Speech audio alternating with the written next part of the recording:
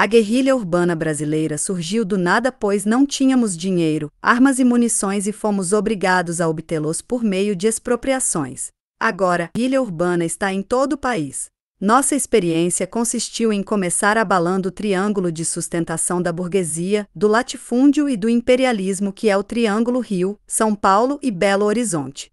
Nesse triângulo, os grupos armados e revolucionários brasileiros implantaram o terror, assaltaram bancos e quartéis, justiçaram espiões, libertaram revolucionários presos, promoveram deserções das forças armadas, capturaram armas, munições e explosivos. Os estudantes realizaram memoráveis manifestações de massa e empregaram corretas táticas guerrilheiras de rua.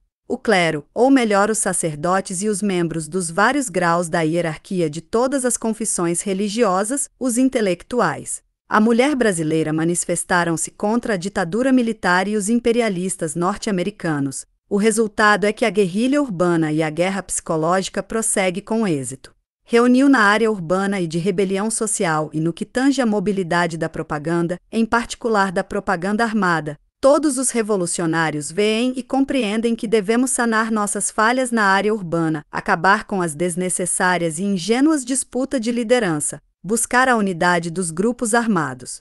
Esta unidade deve ser estabelecida em torno da concepção estratégica e tática de luta por um governo revolucionário do povo, expulsando os norte-americanos, expropriação do seu capital e dos que com ele colaboram, expropriação do latifúndio, libertação e valorização do homem brasileiro pelo caminho socialista. A primeira fase da guerra revolucionária está em vias de completar-se, o que não significa, em nenhuma hipótese, diminuir o ritmo da guerrilha urbana e da guerra psicológica. Ao completar-se a primeira fase da guerra revolucionária, devemos estar prontos, na área urbana, para receber o impacto da guerrilha rural e enfrentar uma perseguição muito maior da ditadura militar fascista, que passará a empregar contra nós a estratégia do cerco e do aniquilamento.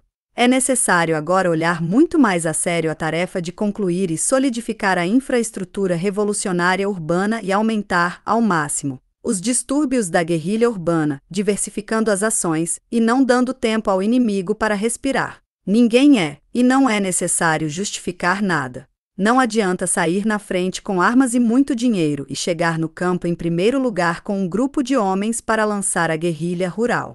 Se a guerrilha rural não é lançada como decorrência da guerrilha urbana e como resultado da articulação da cidade com o campo, do ponto de vista da luta de classes dos operários e dos camponeses, tal guerrilha não deve vingar. Nós dizemos que este será o ano da guerrilha rural. Nós o afirmamos com conhecimento de causa e porque verificamos que a área urbana chegou a um ponto de conflagração atingido com a perplexidade da ditadura militar ante o terrorismo de esquerda e o volume das ações armadas expropriatórias.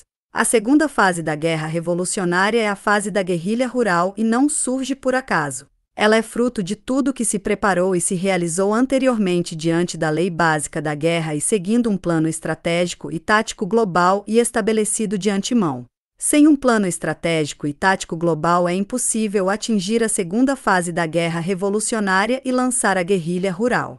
Esse plano estratégico e tático global determina que, antes do lançamento da guerrilha rural, os revolucionários que já estavam no campo e os que para lá se dirigirem, devem intensificar a montagem da infraestrutura revolucionária da guerrilha rural.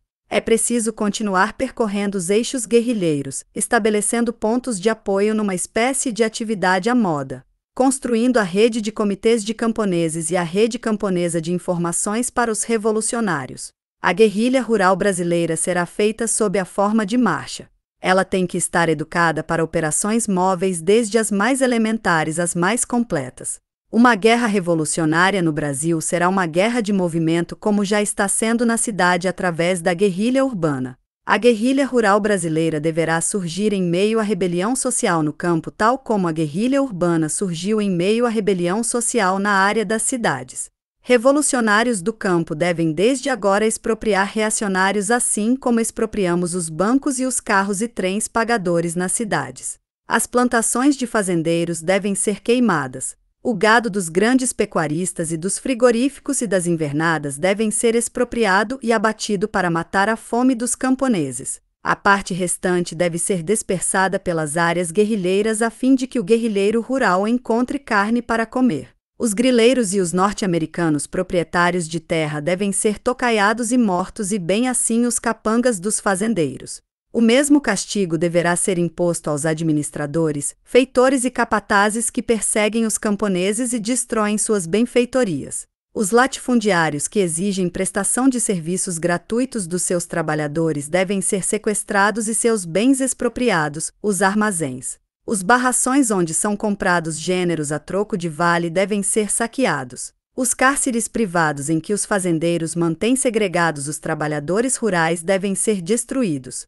O mesmo deve acontecer com as cadeias públicas onde os camponeses estão presos, os arquivos das coletorias devem ser incendiados e bem assim as letras, as promissórias rurais e os demais papéis destinados à cobrança de dívidas e impostos dos camponeses. Deve ser arrancado o capim onde os latifundiários ameaçam substituir por pastagem a lavoura dos camponeses.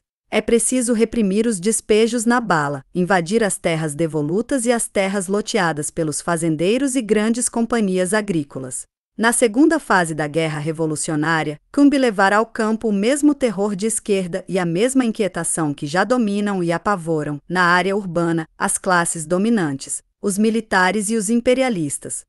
Nessa fase da luta, os camponeses devem se armar às custas dos latifundiários, de quem devem tomar todo o armamento e munição. Alcançado o ponto máximo do distúrbio social no campo, lançaremos a guerrilha rural. Daí passaremos à constituição do Exército Revolucionário de Libertação Nacional. Seu núcleo fundamental será a aliança armada operária e camponesa e estudantil. A última fase da guerrilha será a fase das operações de manobras. A ditadura militar será derrubada, os norte-americanos serão expulsos do país. O governo revolucionário do povo será instaurado. A máquina burocrático-militar do Estado brasileiro será destruída.